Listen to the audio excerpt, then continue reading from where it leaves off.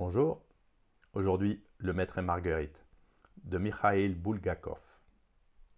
C'est une œuvre complexe qui se déploie sur deux plans narratifs principaux. L'un se déroule à Moscou dans les années 30 sous le régime stalinien et l'autre dans la Jérusalem du 1er siècle, au moment du procès de Jésus. Le roman commence avec l'arrivée mystérieuse d'un étranger à Moscou, qui s'avère être Wolland, une incarnation du diable. Wolland et sa suite, composée de personnages fantastiques tels que le chat géant Behemoth, Azazelo et Korofiev, sèment le chaos dans la ville, exposant l'hypocrisie et la corruption de la société soviétique. Le critique littéraire Berlioz et le poète Ivan Nikolaïevitch, surnommé Bezdomny, discutent de l'inexistence de Dieu lorsqu'il rencontre Wolland. Wolland prophétise la mort imminente de Berlioz, qui se réalise peu de temps après, lorsqu'il est décapité par un tramway. Ivan tente de poursuivre Wolland et ses acolytes, mais il est arrêté et interné dans un asile. Pendant ce temps, Wolland et sa troupe organisent un spectacle de magie noire au Théâtre des Variétés, où ils mettent en lumière la cupidité et la superficialité des spectateurs. Des événements absurdes et effrayants se déroulent, laissant les moscovites désorientés et effrayés.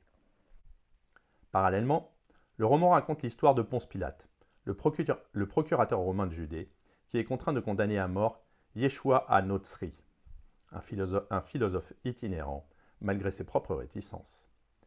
Pilate est tourmenté par cette décision, car il reconnaît la sagesse et l'innocence de Yeshua. Cette porte du récit explore les thèmes du pouvoir, de la justice et de la responsabilité morale.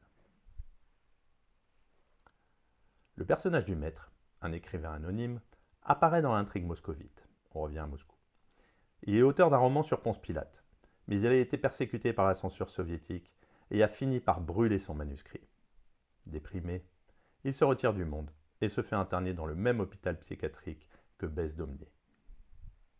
Marguerite, l'amante du maître, est désespérée par la disparition de son amant.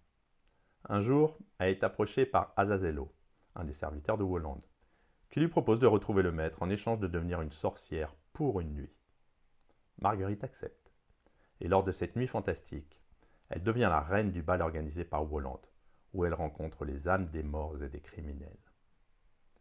Marguerite demande à Wolland de lui rendre le maître. Wolland, impressionné par sa loyauté, accède à sa demande.